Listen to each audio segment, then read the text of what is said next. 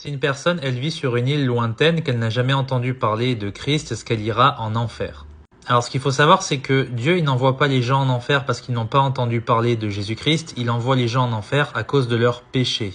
La Bible dit que le salaire du péché, c'est la mort, pas le salaire de la non-croyance en Jésus-Christ ou de l'incrédulité. C'est le péché qui nous sépare de Dieu.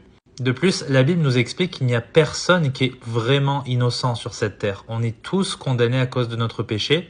Si tu lis Romains chapitre 1 et chapitre 2, on vient à la conclusion que païens ou juifs, tous ont péché et ne peuvent pas atteindre la gloire de Dieu. Il n'y a point de juste, pas même un seul. Mais du coup, comment est-ce qu'on peut faire pour être sauvé, tu vas me dire?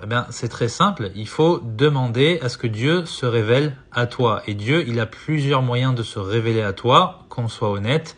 Il peut très bien se révéler à toi par une vision, il peut très bien se révéler à toi par un songe, ou alors il peut t'envoyer un missionnaire. Bien que je pense que ça passe surtout par des missionnaires. En Romains chapitre 10, il est question du fait que tu dois faire appel au nom du Seigneur pour être sauvé. Tu dois invoquer son nom. Tu dois avoir entendu parler de lui. Placer ta confiance en lui après et demander à ce qu'il te sauve. Mais regarde ce qui est écrit, c'est très important. Comment en entendront-ils parler en parlant de Dieu, de l'évangile, si personne ne prêche? Donc tu vois, il faut que quelqu'un prêche. C'est nous, les ministres de la réconciliation.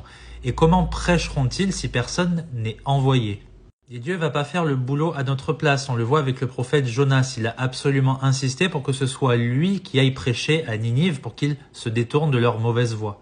Une dernière chose, c'est pas la position géographique qui compte, c'est le cœur que tu as qui compte. Si tu es ouvert, que tu as envie d'entendre la vérité, de la connaître et d'être sauvé, Dieu va tôt ou tard se manifester à toi. Et regarde la France, à quel point les gens rejettent l'évangile, bien qu'ils connaissent Jésus-Christ, ils savent qui est Jésus-Christ et ils s'en moquent éperdument. Et du coup, c'est quoi le résultat pour ces Français?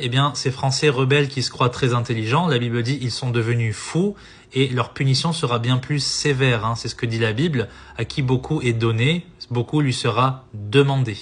Voilà, j'espère que ce tour d'horizon est très clair. Que Dieu te bénisse.